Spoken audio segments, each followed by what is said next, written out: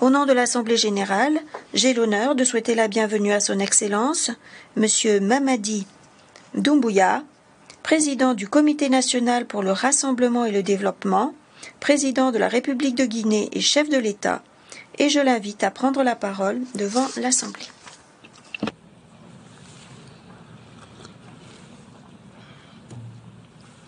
Monsieur le Président, Excellences, Mesdames et Messieurs les chefs de délégation, Monsieur le Secrétaire général, je voudrais, avant de commencer, Monsieur le Président, vous adresser les chaleureuses félicitations de la délégation guinéenne pour votre brillante élection à la présidence de la 78e Assemblée générale des Nations unies. Je voudrais également, devant cette auguste Assemblée, vous assurer du soutien de mon pays. Je souhaite par la même occasion rendre un hommage mérité à votre prédécesseur, M. Sabah Korosi de la Hongrie,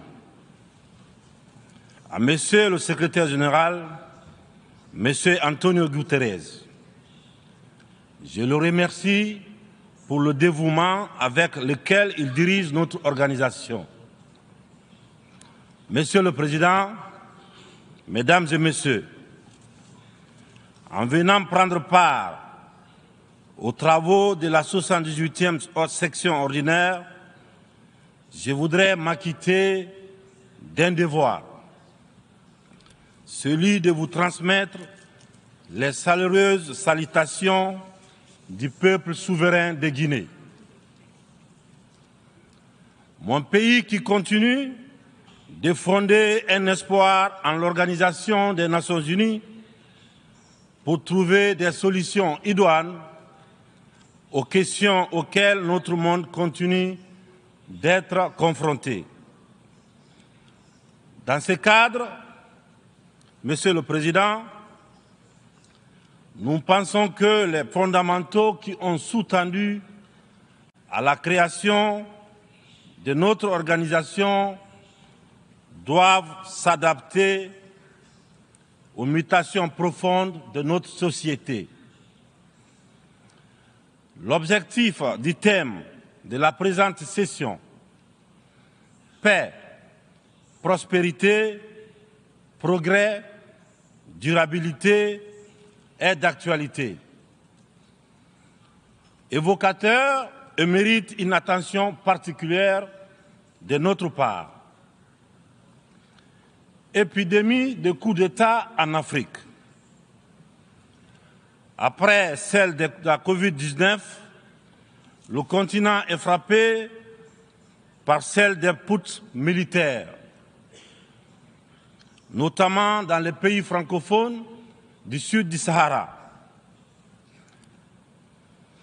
C'est tout le monde qui le condamne, qui les sanctionne, qui s'émeut de la réapparition brusque de cette pratique que l'on croyait révolue, à juste titre.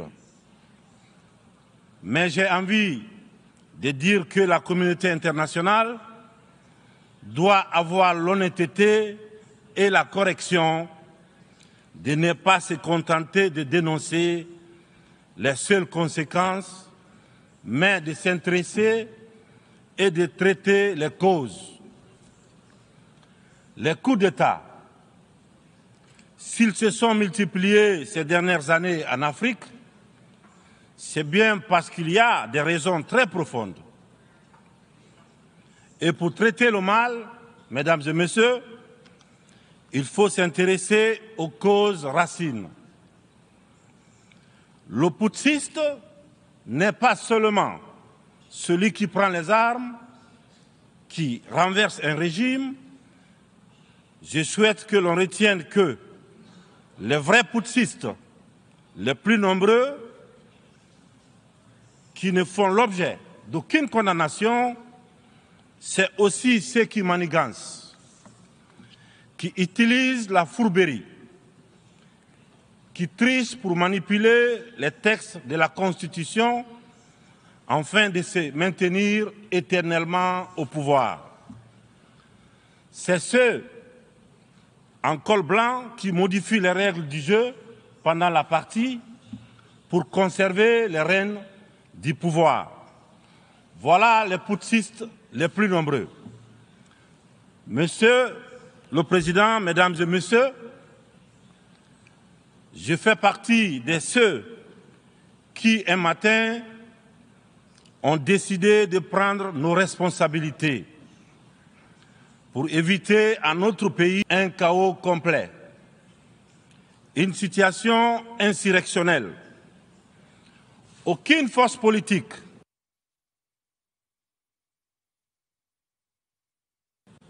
toutes complètement neutralisées à l'époque n'avaient ni le courage ni les moyens de mettre fin à l'imposture que nous vivions.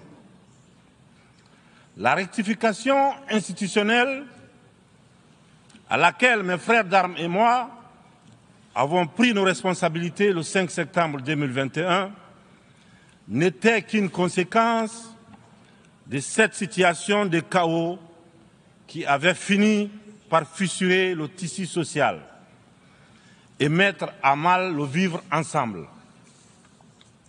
Sans être exhaustif, nous pensons que les transitions qui sont en cours en Afrique sont dues à plusieurs facteurs parmi lesquels on peut citer les promesses non tenues,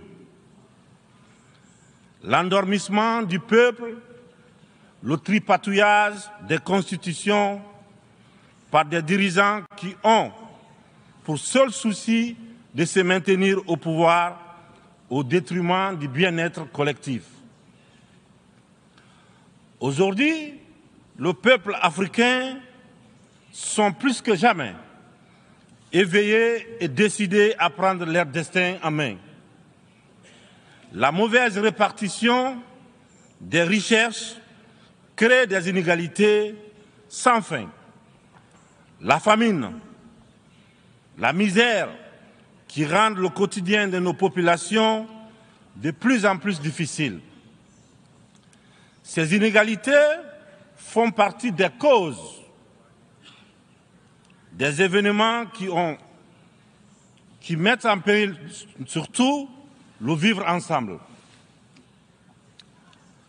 Quand les richesses d'un pays sont dans les mains d'une élite, alors que les nouveau-nés meurent dans les hôpitaux par manque de couveuses,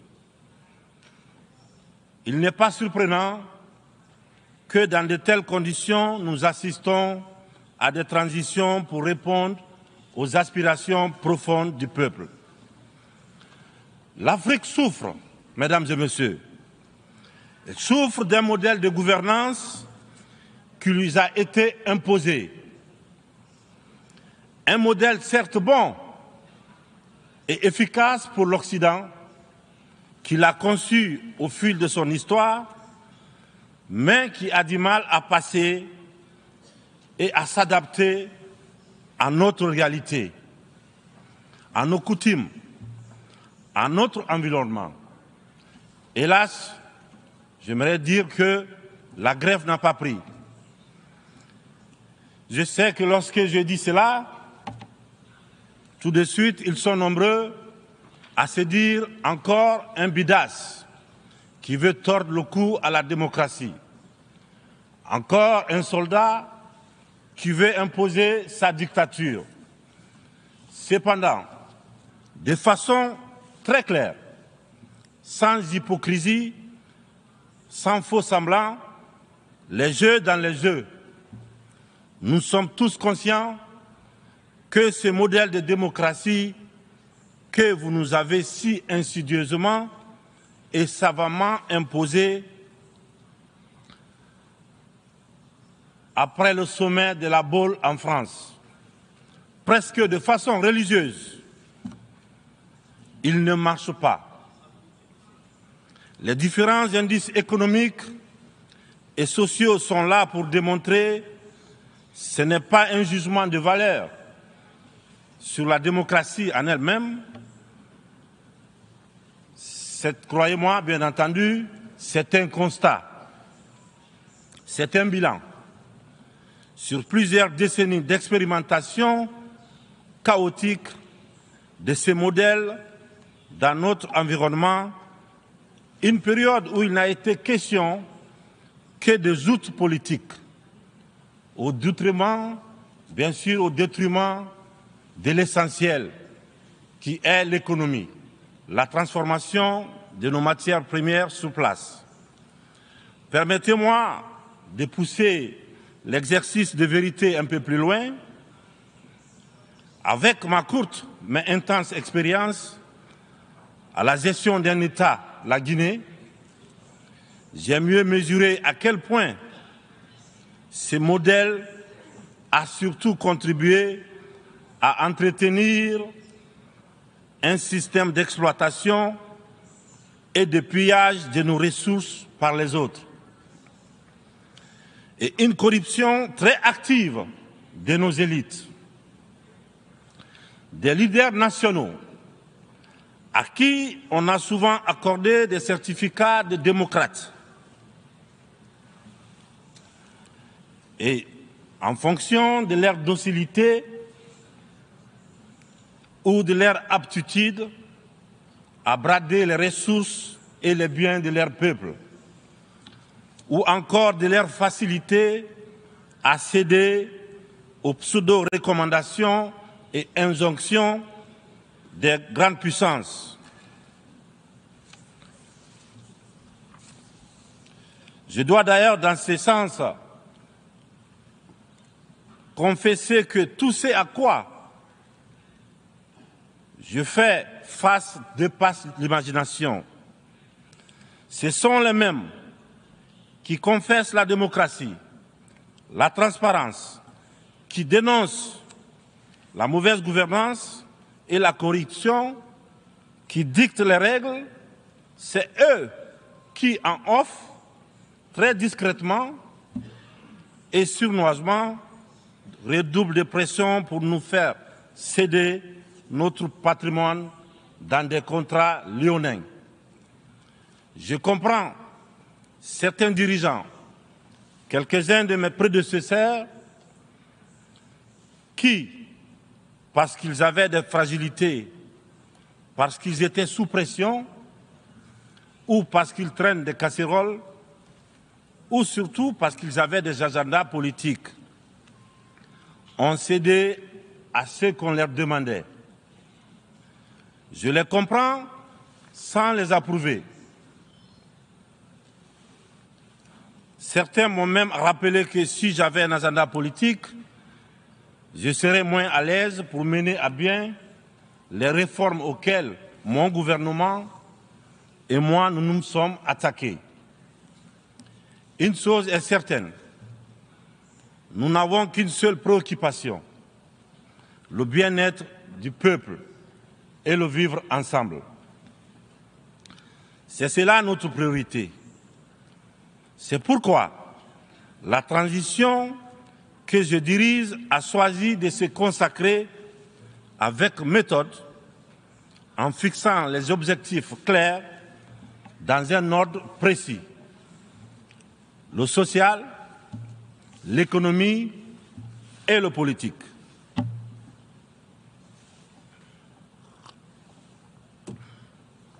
Monsieur le Président, Mesdames et Messieurs, mon uniforme, je l'ai mis au service de mon peuple. Je vous serai reconnaissant de respecter ces serments, de nous tenir à distance respectable des divisions, de toutes sortes que beaucoup essaient de nourrir dans nos pays. Le Sahel traverse l'une des histoires les plus graves de sa très vieille histoire, mais elle a les ressorts nécessaires pour y faire face. Son sens légendaire de la diplomatie doit être libéré afin qu'ensemble, nous nous parlions sans interférence. C'est pourquoi, et pour cela, que la CEDEAO, dont la vocation était économique, doit cesser de se mêler de la politique et privilégier le dialogue. Nous, Africains, nous sommes fatigués, épuisés des catégorisations dans lesquelles les uns et les autres veulent nous mener et surtout veulent nous cantonner. La population de l'Afrique est jeune. Elle n'a pas connu la guerre froide. Elle n'a pas connu la guerre et les guerres idéologiques qui ont façonné le monde pendant les 70 dernières années. C'est pourquoi nous, Africains, nous trouvons insultants les cases, les classements qui tantôt nous placent sous influence des Américains, tantôt sous celle des Anglais, tantôt des Français, tantôt des Chinois, des Russes et même des Turcs. Nous ne sommes ni pro, ni anti-américains, ni pro, ni anti-chinois, ni pro, ni anti-français, ni pro, ni anti-russe, ni pro, ni anti-turc. Nous sommes tout simplement pro-africains. C'est tout.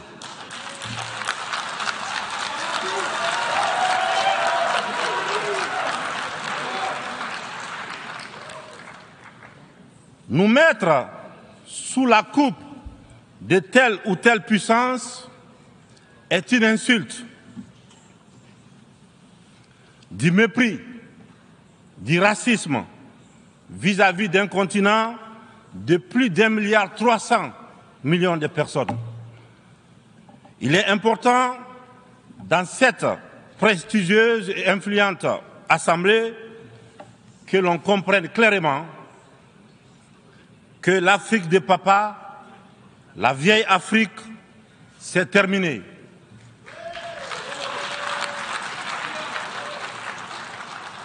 Avec une population de plus d'1 milliard d'Africains, dont environ 70% de jeunes totalement décomplexés, des jeunes ouverts sur le monde et décidés à prendre en main leur destin.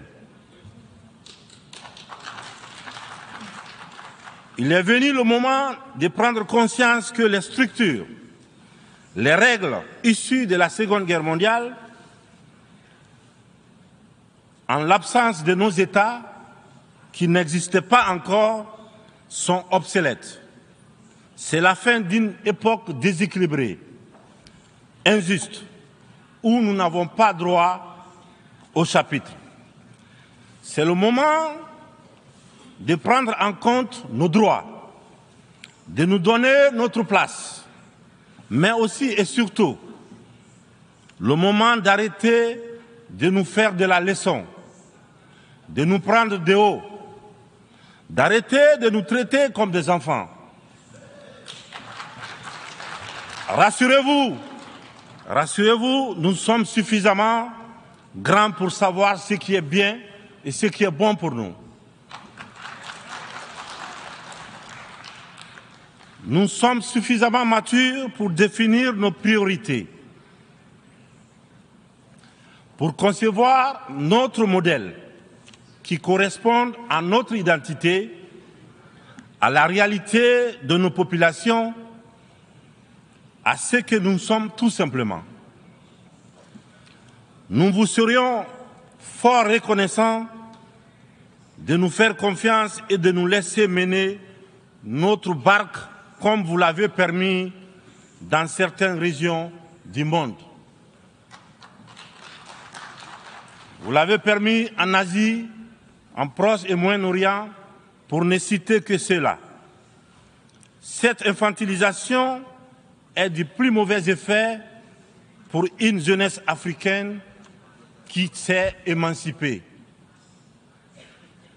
Dans ce contexte, nous sommes tous interpellés et appelés à procéder à une meilleure analyse de la situation en vue d'initier et de poursuivre de nouvelles politiques au bénéfice de tous. La communauté internationale doit regarder l'Afrique avec les yeux neufs. Elle doit entreprendre avec elle désormais une coopération franche dans un esprit de partenariat gagnant-gagnant. Je vous remercie de votre attention. Merci.